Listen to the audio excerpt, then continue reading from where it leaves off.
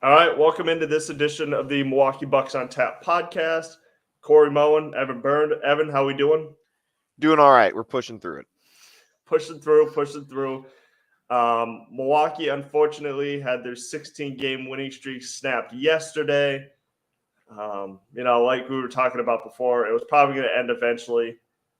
We'll get into that a little later. It's just just kind of rips your heart out when you have a lead for a majority of the game, and then it just gets taken away from you toward the end.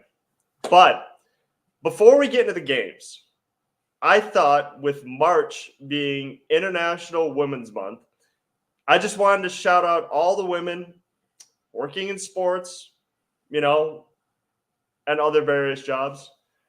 Because I think it's important to highlight the fact that, it's better, women in sports, it's better than what it was 10 years ago. We recently, I think this past year, we had Beth Mullins, who was the first. I think she was the first woman to call a game for ESPN, one of their NBA games. Recently, as of last year, we had, for the first time in ESPN history, or television history for that matter, we had 3 women work a game. It was the Utah Jazz against the Golden State Warriors. It was Beth Mullins, Doris Burke, and Lisa Salters. So we still have a long way to go, but because right now I think it's kind of typecasted to female just sideline reporters. There's just not many. There's not many female play-by-play announcers. Which, Evan, speaking of that, I do have a trivia question to ask. How many current NBA teams, locally, have female play-by-play announcers? Play-by-play. I'm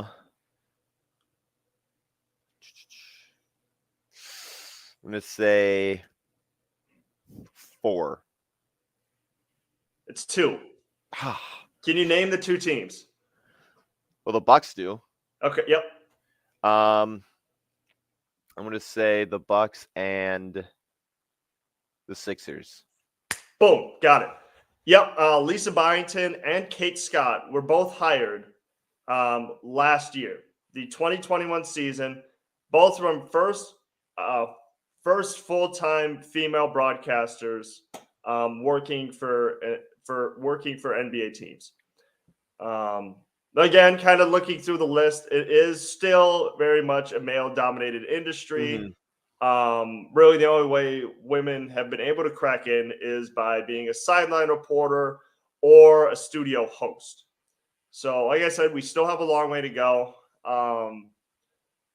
It's just the problem is with it being a male-dominated industry, those guys keep those jobs for a lot of years. So, I looked at cracking into the sports industry is very, very tough. I'm finding that out firsthand. It is extremely hard to get into the sports industry. Both those gals hired in 2021. 2 forward-thinking franchises. Like I said, a long way to go. So, just happy International Women's Month to all the women out there. Okay, all right, Evan, let's get into the games. There was a nice little matinee Sunday afternoon game last week against the Phoenix Suns. Drew Holiday. Which I think we start over. Matinee against the Phoenix Suns. Bucks able to pull off the win. Evan, I don't have the score in front of me. Do you? Yeah, it was 104 Bucks to 101. 104-101. Okay, and you were at that game, correct? I was at the Heat one. The Heat one. Okay. Yes. Yeah, tough start. Anyways, vintage performance from Drew Holiday, 33 points on 13 of 22 shooting. Obviously KD didn't quite play. KD was not in. No KD, no Giannis game. Yeah. So, what do you make of the Milwaukee's performance against Phoenix? It was they started out well. They had a good lead, but then once the second half came, they kind of fell apart where it was neck and neck, or they would get up maybe 6 or 7 points and then they would bring it right back. They'd get right back up, then they'd bring it back. But then it kind of led to a Suns 8-9 point lead late-ish in the fourth quarter, and then the Bucks were able to kind of come back. I was watching the game, and then I had something to go do, and then I came back to the comeback, so able to watch the last couple minutes. But yeah, it was a good comeback game. Jay Crowder kind of took over. He had 2 late game threes that brought him right back into it. Then I know there was a layup by Drew, but it was good chemistry basketball near the end to not only take the lead back, but still be able to then hold the Suns near the end. The one thing you brought up from this game, and the thing that you were most interested in watching, was the big man matchup between DeAndre Ayton and Brook Lopez. And DeAndre Ayton, he is obviously a really talented player. And you knew that his presence would cause a matchup nightmare for Brook Lopez. Yep. And it did. He had 22 points, 7 of 18 shooting. Ayton's, what makes Ayton so good is he has that nice little 15-foot jumper that causes challenges for bigs who aren't as mobile. And they needed everyone. They did. Because DeAndre Ayton was having like a good game. Devin Book was. Yeah, the shooting was not good for him. Obviously, he still ended with 24 points, but 9 for 21 shooting. I think he started like 0 for 6 or 1 for 6, something like that. But yeah, I'm pretty sure it's 0 for 6. But yeah, just kind of a early forcing up shots that weren't going in. Yeah, you got that right. And Brook Lopez too, 22 points, 9 of 17 shooting. They just needed everyone because without Giannis being in there, it's always interesting to see how the role players are going to kind of shift, shoot, any of that stuff. And look, I'm going to be honest, for the first 2 quarters, it did not look well for both teams. They were only up like 7 roughly, so it was still super close. But yeah, once the Suns kind of made that push and the Bucks weren't hitting shots, I thought it was like, it's a close game until the end where it's a game of runs, and I thought they were going to get that last run, but hey, Bucks pulled through. Well, they had to because, shooting from 3 didn't go well either. 13 to 45, only 28%. Chris was very off that game shooting. Grayson Allen off. Brooks' 3-point was off too, only 2 for 8. Besides the 3-pointers, him and DeAndre Ayton had a very similar stat line. Around 22, 11 to 13 rebounds, shooting similar, 3-4 blocks. But yeah, overall good game, good comeback game. Yeah, and I think here's another couple of frustrating things. So Phoenix, according to the stat line, 19 offensive rebounds, just so many offensive rebounds in that game, and especially from guys like Ayton, and I think Josh Okogie gave him good minutes. It was Josh Okogie and Torrey Craig who just continued to get rebounds and offensive rebounds, especially because they were the ones shooting and there were no box outs, so they would, wherever they would shoot it from, they'd just walk right through, rebound, and then they would force another basket. So Bucks could have easily won had they just boxed out. Obviously, you're going to get one here or there, but it was like every possession they would force a miss, rebound right back. Yeah, and I think, and correct me if I'm wrong, I feel like Milwaukee struggled this year with guys who are like just high energy like that, like high energy wings who just do an overall great job of like crashing the boards. So they're kind of doing what Milwaukee does to other teams, which is have guards who are taught to crash the boards, get extra possessions. Because, coming into this season and even throughout Mike Budenholzer's tenure, he didn't really have like the offensive rebounding percentages for Milwaukee were not very good. And so that's why he's added guys like Pat Connaughton, like Grayson Allen, like Javon Carter, because he knows those guys will crash the boards. And so they're so what Phoenix basically did is doing what Milwaukee does to other teams is just get high energy wings who will crash the boards, get extra possessions. And, like you mentioned, Okogie and Torrey Craig, that's their niche in this league. They're not necessarily known as scorers, Mm-hmm. and what they do doesn't show up in the stat line, but it does help a team win when they can get like that many extra possessions. Correct. And Torrey Craig kind of did that when he was his short term on the Bucks, but they're quick.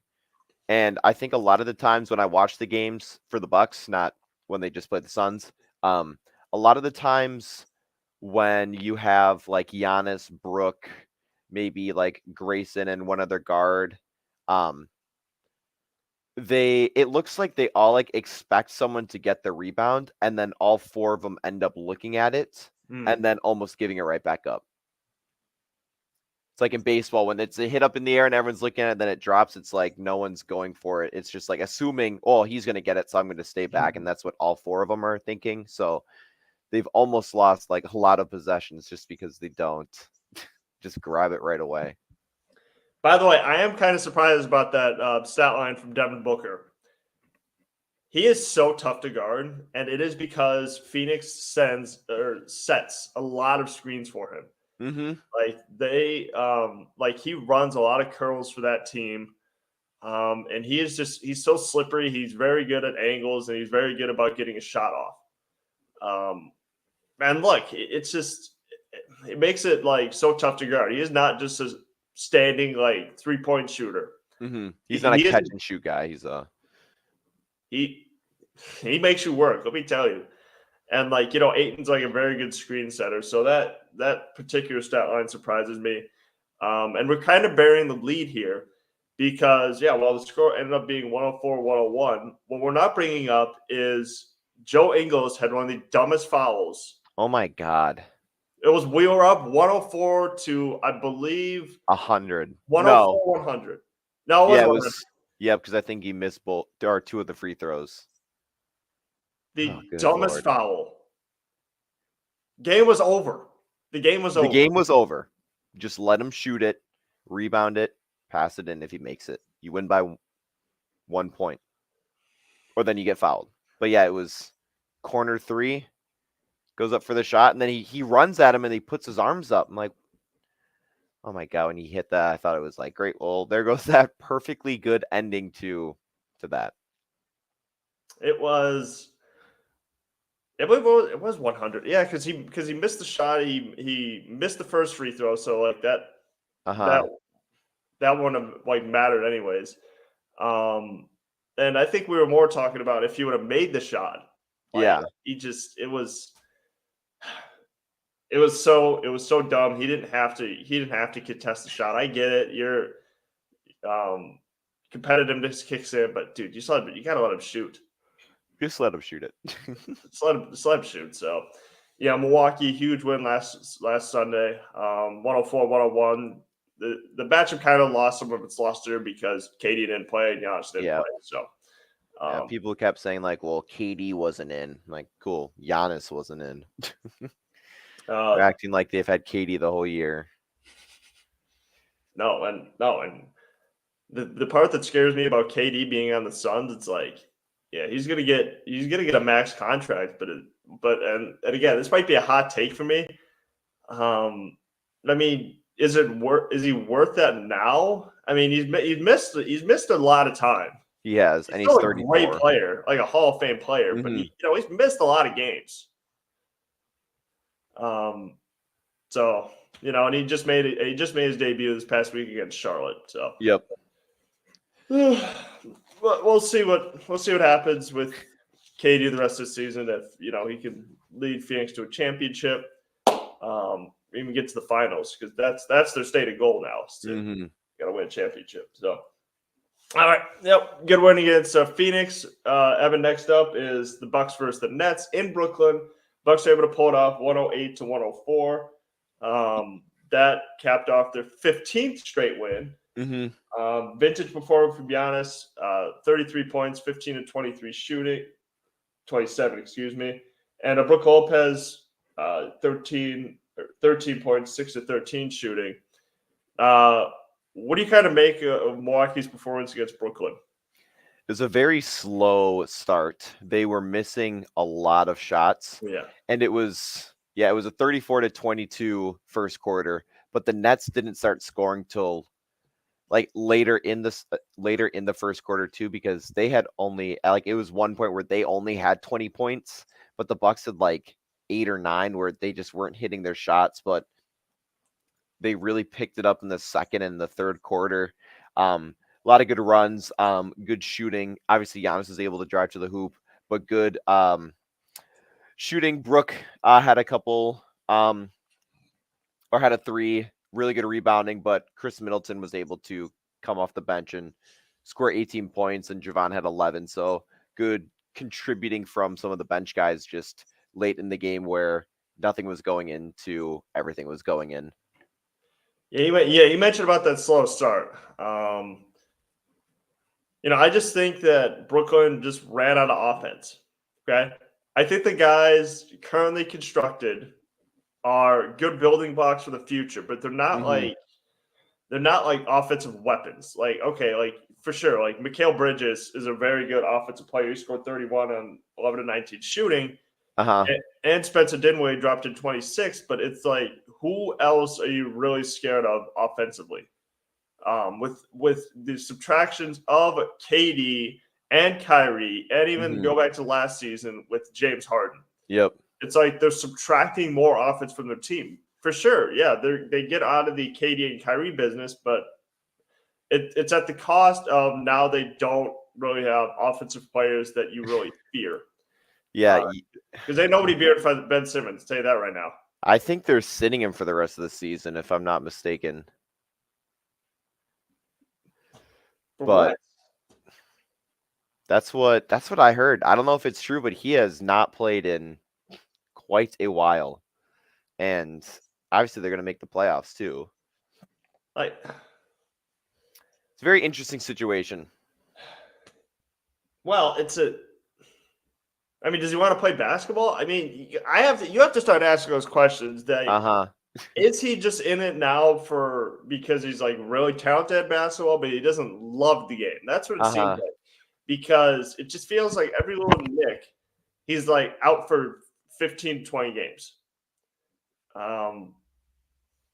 It's a back injury. It's like, even go back to 2021. I can't dunk over Trae Young. He didn't want to be in Philly anymore, so then they traded him to Brooklyn, team up with KD and Kyrie. He didn't play with those guys. And he played a little bit this season, but it's just he still looks like the same player. He just, and again, I'm going to talk about Ben Simmons for a second. I thought that would be a perfect fit for him. He doesn't have to deal with the pressure of playing with KD and Kyrie, and doesn't have to try to figure out his role. He can be like a guy that sets up his teammates, is now in a low pressure environment, doesn't have to win a championship, and it's like, well, no, I can't play. I don't know. I mean, I'll just read some of the stats. Milwaukee shot 49% for the game. I guess 11 offensive rebounds. The steals are surprisingly high. Brooklyn had 12. Milwaukee had 10. So, yeah, the steals were high. Cam Johnson, he is honestly, like when you think about it, like for the Nets Suns trade situation, I feel like obviously you're gonna say like, oh, the Suns won. They got you got Kevin Durant, but you trade your whole bench away, or some of your starter-esque players like Cam Johnson and Mikal Bridges, and a lot of picks. They've been really good. And I think the Nets are just like a solid starter, or obviously starter, center away from being a higher contending team. Nicholas Claxton, not really the most dominant starting center, in my opinion. But like, if you could get a guy who is maybe not you're gonna get a superstar, but who is all-star, future all-star, or like rising all-star, I think they can make a better run. Yeah, like I said, it's building blocks for the future. They're compiling assets, okay? Because now they have a lot of them now with KD and Kyrie, like it's just because they kind of realize that while KD is conducive to winning, Kyrie is not.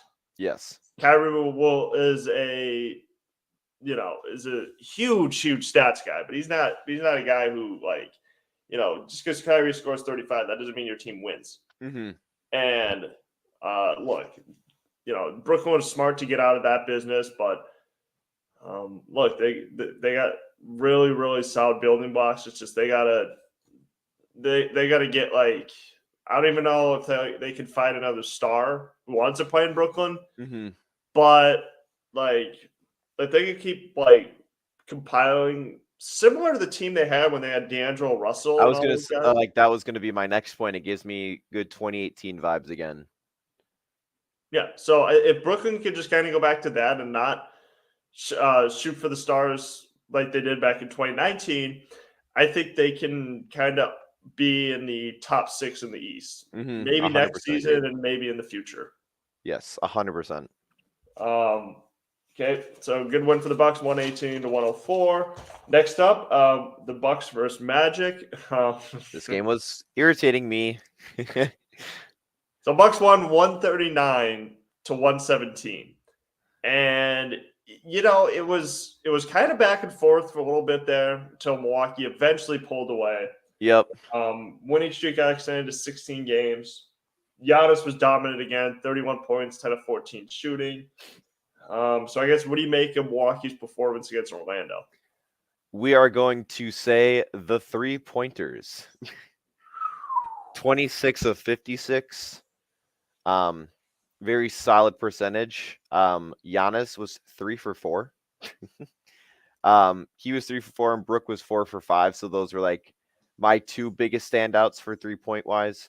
But then you have Ingles and AJ Green who were 4 for 7. And there's again my AJ Green take. And wait, hang on a second. Wait a minute. I thought AJ Green was our second worst player outside Thanasis. Wait, he's good? He was 4 for 7 for 3, and Joe Ingles was 4 for 7 also. 12, 16 points for both of them. Joe Ingles had 2 other baskets outside of the threes, but yeah, doing well. And their 3-pointers started out slow, but then they just kept adding on to them throughout the game. But yeah, I would say biggest standout outside of obviously our main scorers was probably Joe Ingles and AJ Green. Just based off of their shooting percentages and the amounts of points they contributed minute-wise. 17 minutes, 12 points for AJ Green, and 20 minutes and 16 points for Joe Ingles. Pretty solid bench performances. It's interesting. People in the TikTok comments were like, AJ Green is our second worst player outside Thanasis. And it's well, I mean, do you even watch the Bucks? First of all, I want to make something abundantly clear. There are no worse players when you play in the NBA. You're at the highest level of basketball. Okay? Maybe he might not be good compared to Giannis. Okay? But he's still a good player. He's in the NBA. So let's stop acting like just because a guy doesn't see 30, 35 minutes a game that he's a scrub. He's not a scrub. Okay? He's in the league. I had to get that off my chest. Look, AJ Green, good performance, 12 points, 4 of 7 shooting. Milwaukee did shoot 52% from the field. I don't know. For this game, there weren't many noteworthy things that happened other than the fact that they couldn't contain Cole Anthony. Yeah, it was the 3-ball for the Bucks, and then Cole Anthony was on fire. Yeah. And if I wasn't mistaken, obviously I don't watch Magic games, but they were saying that he had just been really cold the last few games, and of course his comeback game is against the Bucks. I'm that always happens. But yeah, he dropped practically 30 points off the bench, and the only kind of surprising one I think for them was Paolo only scoring 9 points. 4 for 13 I was about to bring that up. Yeah, that was, and his 3-point percentage too. Was it in February he was 1 for 28? something like that, where he shot like 3%. If I remember reading that somewhere, but yeah, the 3-point percentage for him is not the best. So maybe develop in the paint ish, but I don't know. I don't want to speak on him because I don't watch him. But yeah, 9 points, not too solid. But Wendell Carter Jr., Markel Fultz, 21 He's coming points. back. I was always a believer in Markel Fultz, even though he played on the Sixers and stuff. I was always a rooter for him just because of his situation. But his shot looks, he's making his shots more. It's just the form is just kind of wonky just because of the altercation he had to make, but he looks good. I forgot they signed Michael Carter Williams, so I saw him on the bench. Former rookie of the year, former almost dropping a quadruple double in his debut. Michael Carter Williams. He could stay. He could stay in Orlando. I don't want him. I don't want him anywhere near Milwaukee. I still have visions of like every time he shoot a jump shot, it would just bricks. Man was a huge bricklayer. Yes. So look, I'm glad he's back in the league because he went unsigned for a long time. He did, yes, and then was kind of bouncing around teams, but yeah, found it in Orlando. But yeah, Okiki again, just kind of like very low minimum. They really only played 5, 6, 7 guys consistently. But they have a good future. They have a lot of young guys. They have a lot of picks. So we'll see how that goes. I want to talk about Paolo Banchero for a second. The saddest part about that is he did not play well against Milwaukee. And again, some players have bad games, but he's probably gonna be the consensus rookie of the year. Mm-hmm. Like that's how weak this rookie class has been this year. It hasn't been, and that's what really concerns me is that when all these new players are getting to the NBA, it's like, are their games like fully developed, and like will there be another like it guy? I understand people are talking about Wembanyama and people are comparing him to LeBron James. But keep in mind, kid is only 18 years old. Yes. And I understand he's 7'4", 7'3" with a handle. He could shoot, good in the low post, but that's against like weaker competition. The one part I will agree with, I guess, Charles Barkley on, is where he said, I can't wait until he gets in the low post against Giannis and Embiid. He's going to get humbled very, very quickly. Even throwing Jokic in there. Like it is a lot of pressure to be like, oh, well, this guy's like the next generational talent. He's the next chosen one. Well, and it's then hard for him because now he has to somehow live up to this hype that was put on him. And if you don't, then it's I don't want to know because I don't want it to happen. Obviously, you want success for everyone, but it's like you have so much pressure and you're not even in the league yet. It's got to be hard. And they're gonna throw the B word around. They're gonna say, "Oh, he's a bust." Like if he has a bad year next year, oh, he's a bust. He's not gonna. Yep. He's not gonna work out. Like you know how the hot take business works. People. It's like one bad year. It's just well, he's a bust. You're done. He's not gonna be well. Like so, it's gonna be him, and then Scoot Henderson's got a lot of. He's got a lot of pressure on him too. He's probably gonna be the number 2 overall pick, and then it's just a bunch of college players that might be good contributors to their respective teams, but I don't know if they're like, oh, this rookie is going to be like really, really good. Stand out, lead a team to the playoffs kind of thing. Yeah, and again, you're going to see a lot more players because they have discussed a new CBA. You're going to see a lot more players who are 18 and 19 years old jump straight from high school to the NBA. And I'm going to be honest, this might be an old man get off by a long take. I don't know if I necessarily like that because now all of these guys whose games aren't fully developed yet and probably aren't ready for the spotlight are now just going to jump straight from high school to the NBA as if they should be playing in the league. Like players need to develop in college. Well, and just the physicality of college basketball too. I don't watch a lot of college basketball. I'll watch Marquette games, but it's a different type of basketball than it is to the NBA. And everyone knows that who watches college basketball and NBA or one or the other.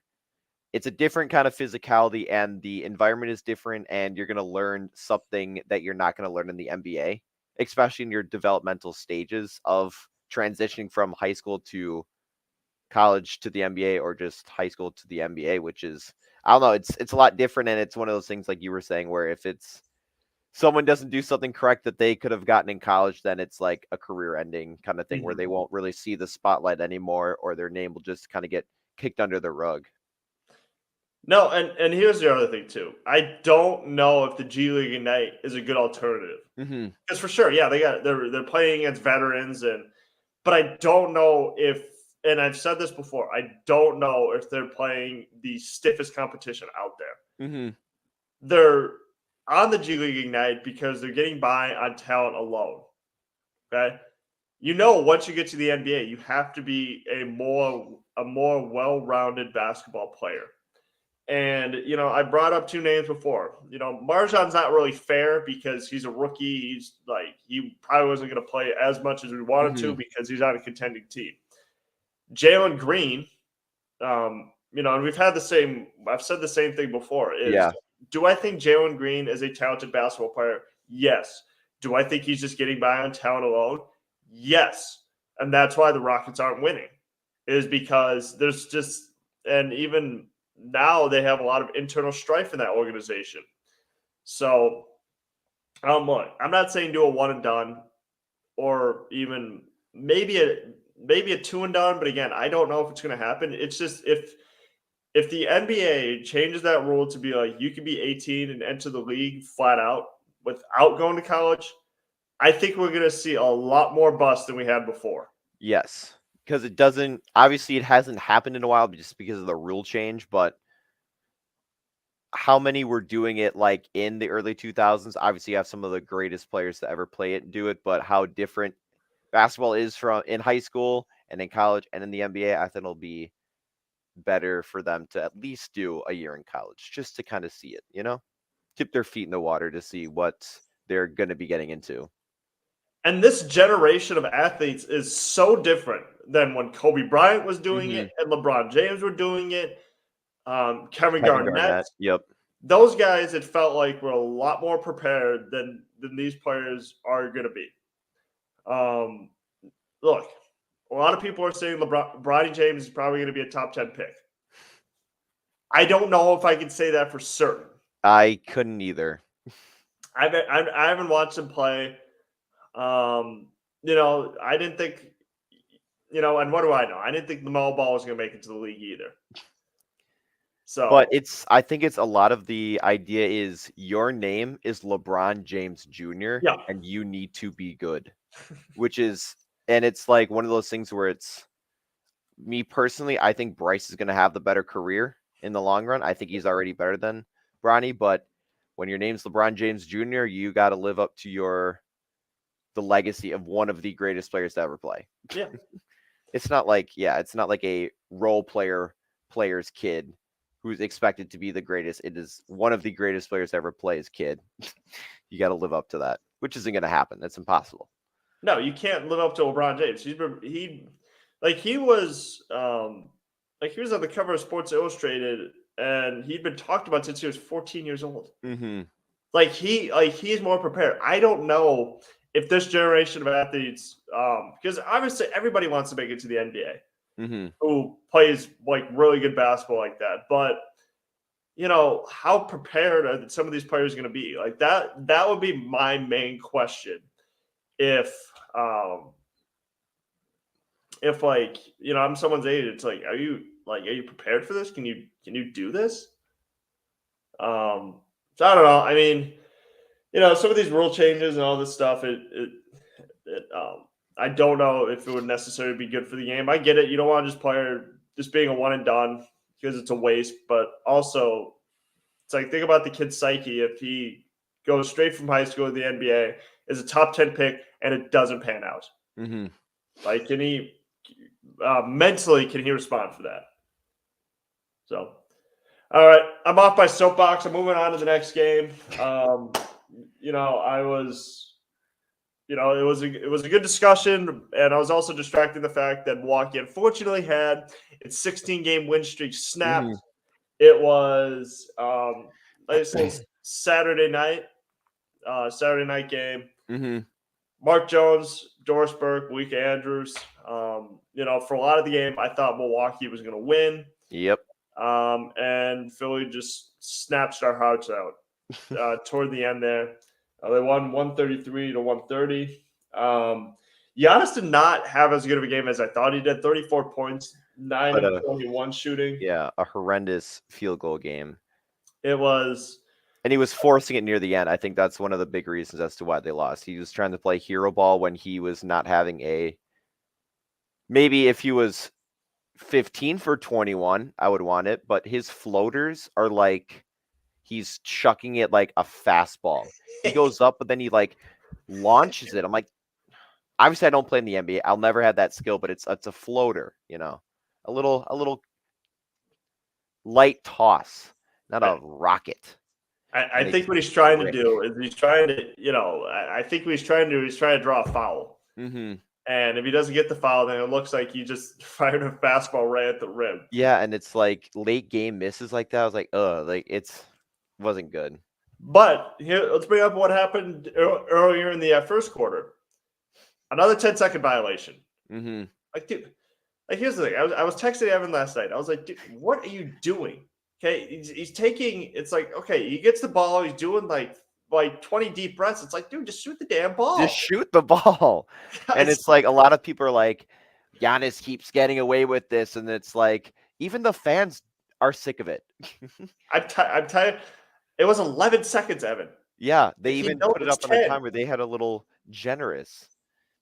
It's usually not that, but once you start going and like doing it multiple times, like just shoot the ball. God, why don't you just go to the other end of the court and take a deep breath? Holy smokes! I love Giannis. Don't get me wrong, but dude, just shoot the ball. Just shoot the ball. You're shooting free throws in the first quarter. The routine. This is a pressure-packed moment here. Just shoot it. The routine changes every shot. God, just shoot it.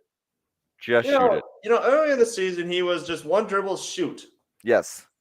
Now it's like he's. Then he like fixes his hands, and it looks so dumb because his hands are so much bigger than the ball, and it's just. He's blowing his head to do the. And then he won't let any refs like disrupt him for his routine. Nope. Like, because he always like walks back to the 3-point line and then walks to the free throw line. Like, I swear to you, I saw yesterday. One of the refs gave him the ball too early, and he gave it right back to him. It's like, dude, I'm not ready. Okay. Like, Giannis does that where if the ref passes him the ball too early, he's like, no, I'm not ready. Okay. You're not going to disrupt me for my routine. Yeah. Which I respect. Yeah, I respect the routines for all players, but it's like for him, it's like, all right, come on. Another little mini rant I have is I love Jay Crowder. Don't get me wrong. But if he keeps falling on every 3-pointer when nobody touches him, I'm going to snap. I swear to you, because I rewatched the game yesterday because I want to make sure I didn't like miss anything. And I was like, wait a minute. Because, sometimes you don't know if someone fell on someone's foot. Mm-hmm. Evan, his first 3 he shot of the game, he randomly fell. And I was like, what, did someone trip on his foot or something? He fell randomly. Nobody even touched him. Nobody's even in in his George Yang ran by him. He did that same thing. The Heat game that I went to, the first shot he took, he made it, but he fell. There's someone on the Nets too that was falling after every single shot they took too. I forgot who it was, but stay on your feet, soldier. Oh my god, that made me mad. There was a nice little vintage Brook performance, especially in the second quarter. 26 points, 10 of 16 shooting. I think a lot of people were impressed with. It was that one play in particular where he blocked Embiid and came down in the trailer and shot the 3. Hit that bouncer 3. And Grayson Allen had 20 points in the game, and all 20 came in the third. I don't know why he wasn't playing in the fourth quarter, but A lot of weird coaching by Budenholzer. A lot of people are putting a lot on him because he wasn't playing the guys he should have been playing. Yeah, I think I saw someone tweet this the other day. Well, tweet this yesterday, and I agree with him. Why wasn't Crowder playing in the last 2 minutes? Mm-hmm. It's That's like, what you got him for. isn't that why he's in? And now look, I'm not taking anything away. James Harden was a heavily criticized player last year because it didn't look like he was in shape. It's safe to say that James Harden not only looks in shape, he looks like 2017, 2018 James Harden. It's good comeback game. Or that second game year season. that he has is back. And again, Chris Middleton is a really good defender. Okay, and near the end of the game, James Harden blew right past him. Mm-hmm. So the second gear is back. But again, this is kind of what I said about Philly all along: is that okay? Yeah, they needed good performances from Harden and Embiid, and then George Niang chipped in like 16 points off the bench. Mm-hmm. But that was it. I mean, they still don't have a bench. And even Tyrese Maxey had a good game, but that's not sustainable. Like, sure, okay, fine. You won a game against Milwaukee in the regular season. People don't care about the regular season anymore. Okay, they care what you do in the postseason. Like 2 months from now, nobody's gonna remember this game, unless you're like a play-by-play announcer and you're like, oh, well, Milwaukee played such and such. Yep. Or this is what happened the last time these two teams played. Yeah, unless they're playing again. Nah. Yeah, it's like Philly, their biggest knock has been they haven't gotten good enough role players to kind of catapult them to play in June. Mm-hmm. Okay, yeah, Embiid's going to play well. James Harden's going to play well. That's not what it takes to win a championship. You need the other guys. And Harden, just looking at it, Harden, Embiid, and Maxey played 40 minutes. Harden played practically 40 minutes, and Embiid played 37. Niang played 28 and 24, and it's like you got to rely on those four guys to play the entire game too. So it's nervous because you want teams to succeed, but it's hard when I don't know. It's some of those things where it's like that was the whole like Tom Thibodeau situation where a lot of like players playing too much. And for me, rewatching the game, here's where I think the game kind of flipped. Grayson Allen just made a three to go to get his 20 points. Mm-hmm. After that possession, Philly had a possession, and then on Milwaukee's next possession, Philly switched to a zone. And I think that kind of slowed down Milwaukee's offense just enough for Philly to get back into the game. Yep. And then obviously with that, like I said, Milwaukee was up 18. And then Milwaukee's 2-minute offense was horrendous. Yes. I'm being as nice as I can. Not even like kind of starting with, Giannis had a couple of bad possessions, defensively and offensively. He fouled Jaden McDaniels when they were up 4, and he made all 3 free throws. Yep. After they forced the miss shot, they just keep running at him. And then I'm trying to remember all the details here. Chris Middleton. I don't think Chris Middleton. He was horrible. Yeah, 6 points. And he didn't. And that one of the final possessions against Harden, I don't think he played the greatest defense on him. I guess credit to James Harden, he made a good deep ball 3, but it felt like Chris Middleton he got screened off, and it was just whatever. We'll let him shoot it. Let's let an amazing 3-point shooter shoot it. That's fine. And then Giannis obviously inside had the forced shot against Embiid where Embiid basically forced him to go over him, and he tried a little hook shot and it bricked. And And then Milwaukee was in that scramble drill where Philly was doing a good job moving the ball around, and then Embiid ended up open for three. Yep. Drilled it. And I mean, look, that was the game. And then rewatching it, I could kind of like, it's fresh in my mind to like what happened. And if you remember, Holiday had that.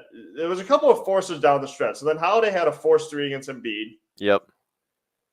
And then they got fouled, and then they tried a little screenplay for Chris Middleton, who by the way hadn't been good all night. He missed a three, Mm-hmm. and then they had that 5-second violation. Yep, and then they traveled.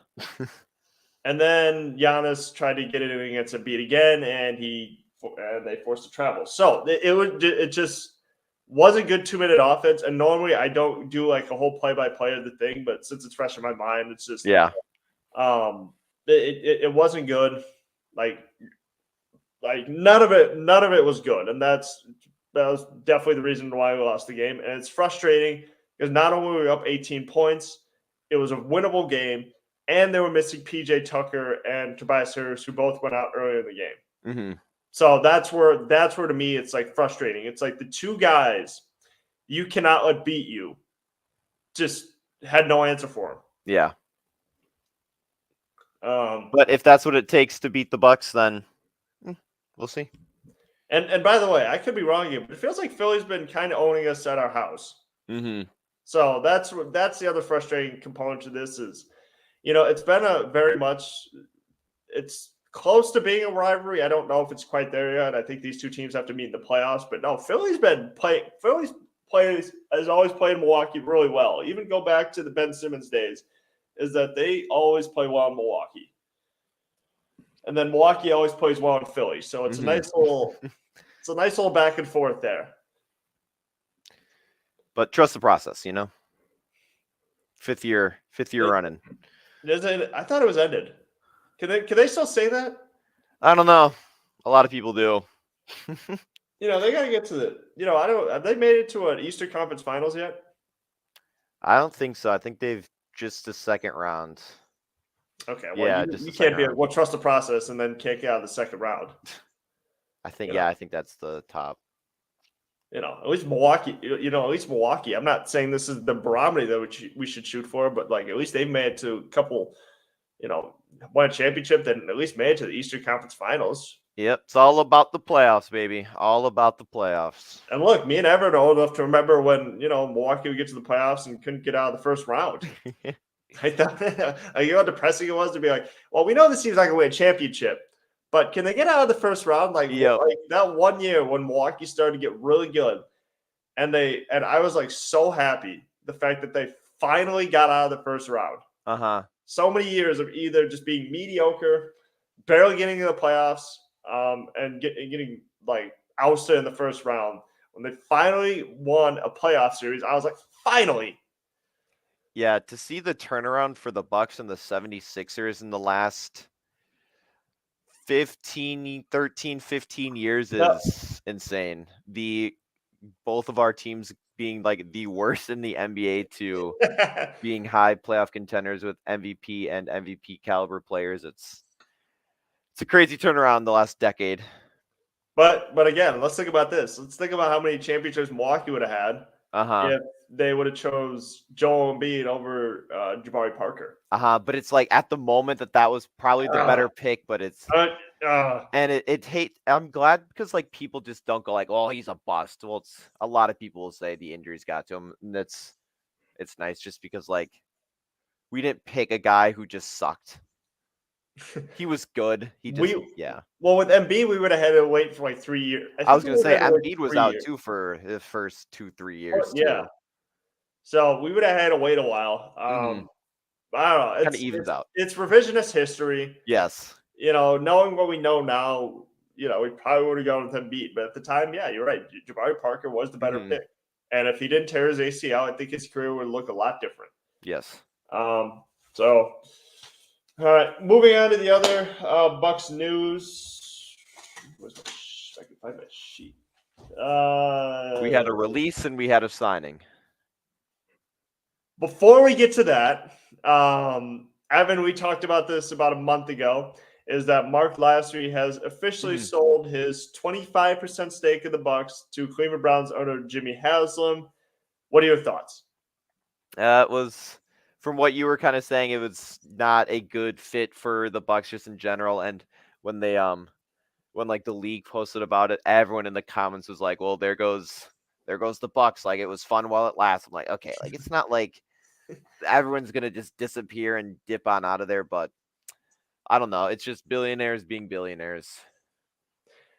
Yeah, my reaction to it was like I was more mad because I thought that Milwaukee should surround itself with because there are good billionaire owners out there. Hmm. I thought they should surround themselves with good moral people. And anytime you get accused of defrauding like investors, like I don't see you as a good person. Yeah. Morally, I don't see you as a good person. Look, but here's what I've said. Okay. If he just wants to open up if he's just opening up the checkbook, wants to go to games, fine. Okay. The owners I hate the most are the owners who think there should be a GM too, get Hmm. involved in general manager decisions, basketball decisions, and they try to get their guys in there. That's where I Hmm. get mad. But if if he just wants to be there, um, fine, like whatever. I don't, it's not one of those things where like I'm gonna like lose sleep over it. But that apparently he's gonna serve as I forget what the term is, he's gonna be like the main guy, and then they kind of flip back and forth. Where Wesley Edens is gonna be the main guy, Yeah, or I think that's what they did with him and Mark Lasry. They would like alternate, but I think Wes Edens ultimately did more. I see him involved in more things. Obviously, he owns more of the stake, but yeah, they yeah. like kind of flip flop roles. So I mean, look, if he's not involved in basketball decisions and he just goes to the game as a fan and owner, I'm Mhm. fine with that. Cool. Yep. Be my guest. I don't know if I necessarily want to see him in the parade, but whatever. He's probably gonna get his own float too. Um, what I don't want him doing is taking credit for that championship either. You know, Yeah, if the Bucks get a championship in the next if this year or the next few years, it's like it was all me. it was all me. So it wasn't overly surprising news. You knew eventually it was going to happen. I just thought I thought there were like better billionaires out there, but Hmm. if the Haslam's want to add to their NBA portfolio, who am I to stop them? Next up, Evan, this is going to be tough news for you. Your guy Sandro, Yes, uh, Milwaukee waived him. they Which did. It was for the better. He again, it's one of those things where it's like he's on the Bucks. There's no role for him. Go to one of the lower end teams and succeed there. And it's yeah, they waived him and he actually got picked up pretty quick. Signed with the Spurs for the rest of the season, and I think that's a good fit too. I know he played yesterday, only had like 6 points in 18 minutes, but give it a little time. But yeah, Sandro, it's all right. I met him that one time at the mall. It was pretty cool. But it was for the better. He was one of those guys where he is like an MVP in the G League, but once he gets to the NBA, it's like he's never played basketball before and he just looks kind of lost. So I think if he goes to a team who in the past, I'm going to say in the past has had a lot of success with a very successful coach to see how that kind of works being under Popovich, but it was a fun run, but again, not the best fit for him with the Bucks. it was not an overly surprising move either. Watching his minutes, it just I didn't really think he provided us with much. Hmm. He wasn't good defensive rebounder. We couldn't use him as a center, Yeah, and he didn't yeah. shoot the ball particularly well. So, and again, he was a lot more confident playing against other G leaguers than he was in the NBA. Hmm. Which again, I understand why they would send him to the G League so he could get like consistent minutes and feel confident in his play. It just never was going to happen in Milwaukee. And he's not one of those high level, like, and again, there are other guys on the team who I just think showed a little more promise, like AJ Green has. Thanasis, he is what he is. He won't ever be like, good. Well, he's just there because he's Giannis's brother. Yeah, he's there. And that's basically been about it. I'm trying to think of other guys like Myers Leonard didn't play yesterday. He got signed to another 10-day. And actually, after we get to that, I'm going to kind of get to your reaction to signing Myers Leonard. But yeah, just not an overly surprising move. Mm-hmm. He just didn't provide us with much. So it's good he gets to go on the Spurs, low pressure environment, and gets to play more. Mm-hmm. Yeah, I was hoping they would I thought they were going to just sign him to a Hurd contract and then maybe bring up Lindell. I really like Lindell. Yep. Wigington, he kind of played the last year with the Bucks, dropping like 40 points. But yeah, that's all right. We'll see how he goes. Won't ever hate on it. No. And I forgot to put this in my sheet. Evan, actually, there were 2 signings this week. So Milwaukee signed Myers Leonard to a second 10-day contract. What's your reaction to that? I like it. It's just kind of weird that he hasn't been playing. He hasn't played the last 2 games, but I don't know. I'm assuming they'll probably just sign him to the rest of the year, would be my guess. But I don't think it's a bad signing. I think they signed him to a second one because I think Coach Budenholzer really likes his physicality, that he can hit threes, rebound, sets good screens. But you are right about that. I think he was more or less brought in as insurance. Because I don't know if he's one of those guys that needs 20 to 25 minutes to. No, and he's not going to be a 15 to 20 point everyone knows that. No. I said this before. He wasn't brought in for his scoring. He was brought in to be defensive rebounding. It's just what concerns me is he's not good on pick and roll defense. No. That would be my biggest concern. Yep. So, you are right. It is. I guess it's semi surprising. I don't, because I think they needed another.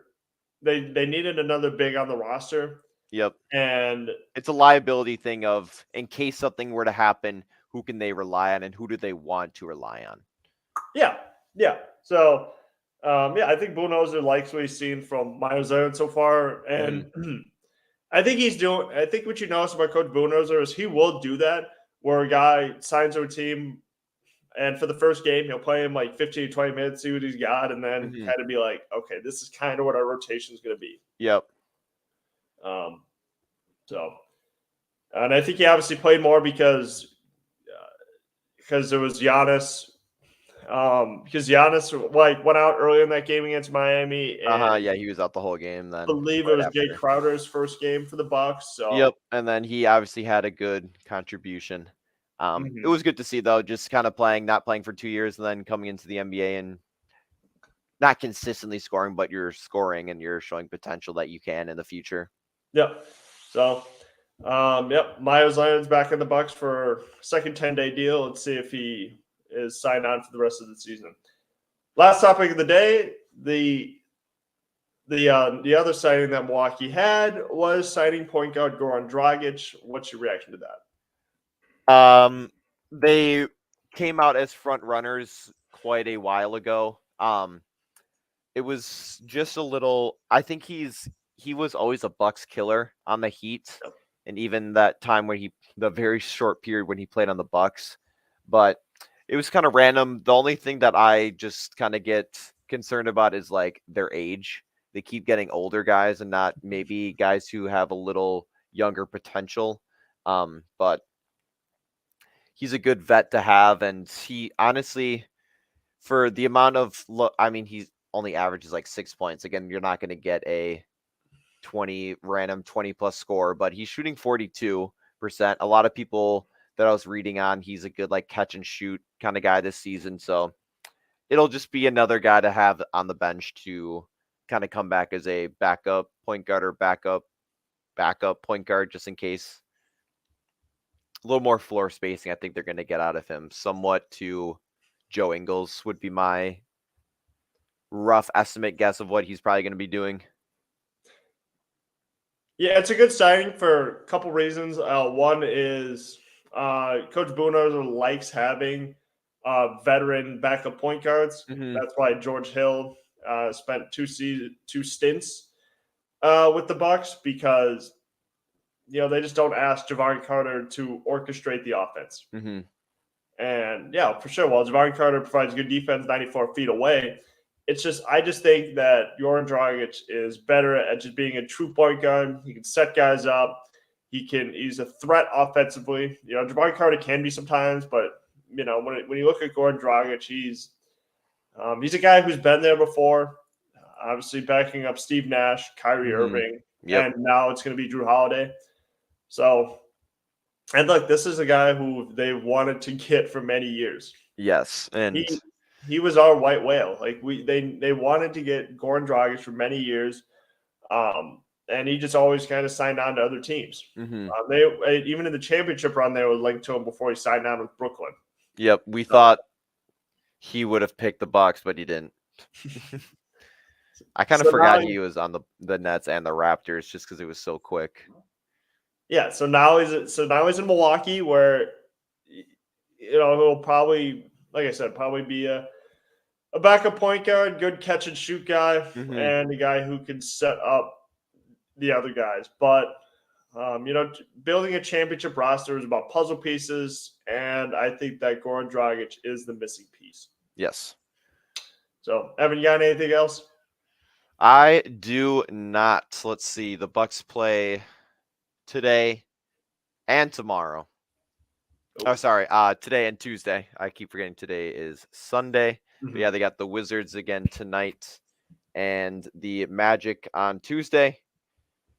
Nets back again. Couple away games, couple home games. We'll see how that goes. But I think the Bucks can take on the Wizards tonight. I think they can do it. Let's start another 15-game win streak. And by the way, that is rare about the fact that a back-to-back on a Saturday and a Sunday. Uh-huh.